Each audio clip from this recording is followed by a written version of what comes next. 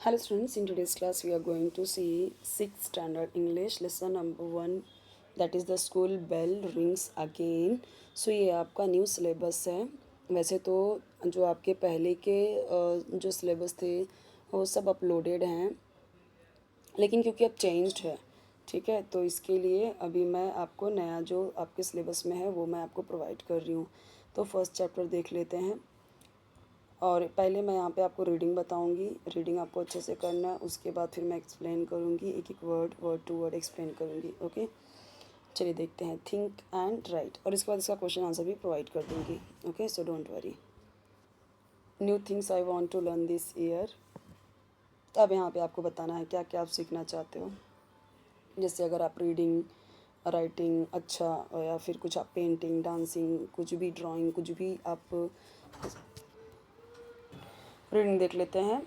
A new school year and a brand new start, a year in which we will all take part. अब यहाँ पे इसका मतलब क्या है? Means a year in which we will take part. तो यहाँ पे देखो, अ न्यू स्कूल ईयर, ये क्या है? इसका मतलब कि नया स्कूल वर्ष शुरू हो गया है, ठीक है, स्टार्ट हो गया है। और ये क्या है? एक नई शुरुआत है। A brand new start, a brand new start means ये क्या है? एक नई शुरुआत है।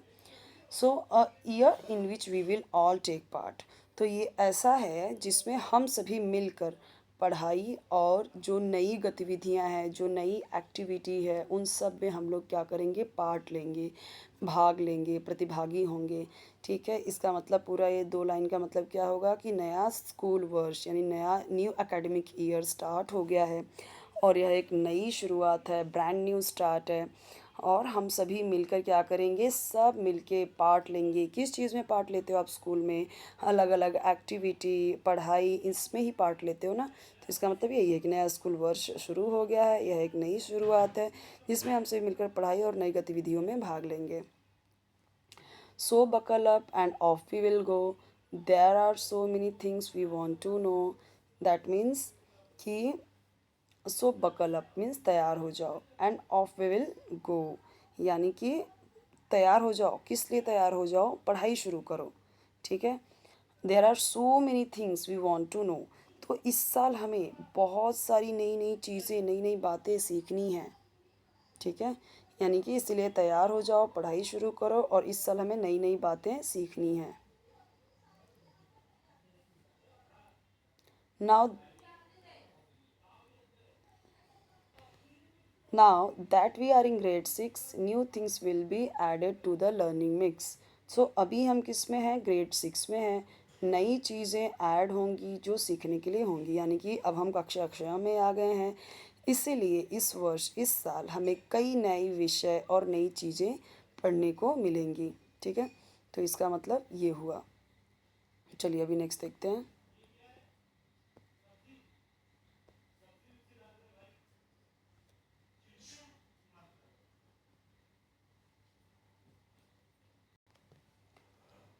अब क्या क्या सीखने को मिलेंगे वो देखते हैं। Difficult calculations, forms of writing, each term will be so exciting.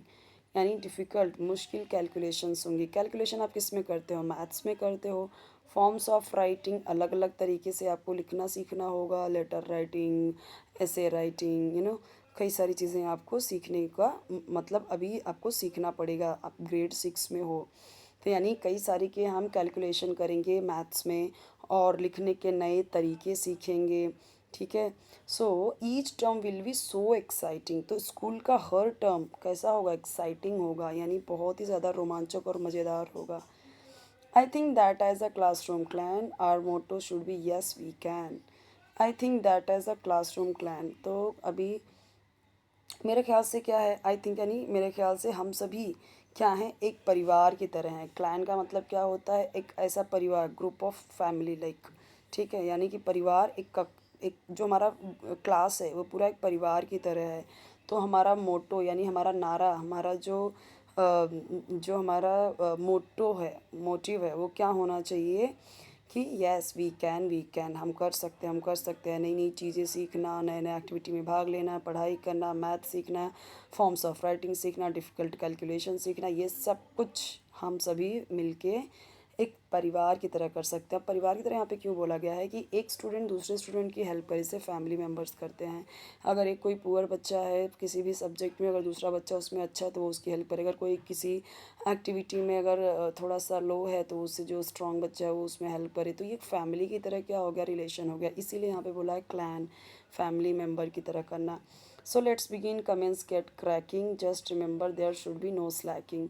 तो yes, so let's start. Comments, comments का मतलब भी होता है स्टार्ट करना। गेट क्रैकिंग इसका मतलब क्या है कि चलो हम सभी क्या करें, let's begin, comments get cracking. क्या क्रैक करने की बात करें, पढ़ाई शुरू करो, ठीक है, पूरी मेहनत से काम करो। जस्ट रिमेंबर, याद रहे, there should be no slacking, आलस बिल्कुल नहीं करना है। नो स्लैकिंग, आलस बिल्कुल नहीं करना है। अब जो जो हार्ड वर्ड थे ना उसकी मीनिंग यहाँ पे गिवन है, देखिए। Buckle up means to get ready और prepare for something intense exciting, यानी कि किसी चीज़ के लिए रेडी होना, तैयारी करना बहुत एक्साइटमेंट से, इंटेंस तेज़ी के साथ में। Clan means a group of families who are related to each other, जो एक दूसरे से रिलेटेड हो। कमेंस मीन्स टू स्टार्ट और बिगिन, स्टार्ट करना। स्लैकिंग मीन्स डिक्रीज, कम करना या रिड्यूस करना इंटेंसिटी को, क्वांटिटी या स्पीड को। चाहे चाहे स्पीड की बात हो, चाहे क्वांटिटी की बात हो, इंटेंसिटी की बात हो, तीव्रता की बात हो, उसमें कम करना, आलस करना, उसको बोलते हैं स्लैकिंग। तो कहीं पे भी स्लैकिंग नहीं करनी है, ना स्पीड में, ना क्वांटिटी में, ना इंटेंसिटी में। आप तीव्रता से यहाँ पे काम करो, ज़्यादा काम करो, स्पीड से काम करो, और इसमें कमी नहीं होनी चाहिए, यही बोला गया है यहाँ पे। क्योंकि अभी आप सिक्स्थ में हो, सेवन्थ में जाओगे, एट्थ में जाओगे, तो जैसे जैसे आपका स्टैंडर्ड बढ़ेगा, ग्रेड बढ़ेगा, वो आपके लिए कैसे होने वाला है, हार्ड ही होने वाला है, राइट। तो वो इसके लिए यहाँ पे ऐसे बोला जा रहा है, आपको मोटिवेट किया जा रहा है, ठीक है। तो यहाँ पे हमारा फर्स्ट चैप्टर कंप्लीट कर दिया, मैंने एक्सप्लेन कर दिया है। तो अभी नेक्स्ट चैप्टर देखेंगे नेक्स्ट वीडियो में, लेकिन नेक्स्ट चैप्टर के पहले we will see the question answer of this chapter. So you can check the question answer. आप कई सारे क्वेश्चन आंसर खुद से कर सकते हो। What does the poem describe at the start, the end of the school year, a holiday trip, a new school year, a sports day. अब आपको समझ में आ ही गया होगा, याद करो क्या है। What does buckle up suggest in the poem, तो sit quietly, wear a uniform, get ready for a journey, be careful, याद करो। बकल अप का मतलब क्या होगा, हमने देखा था मीनिंग में। Which grade are the students in, सबसे सिंपल क्वेश्चन, अभी तीनों से ज़्यादा भी इजी ये है।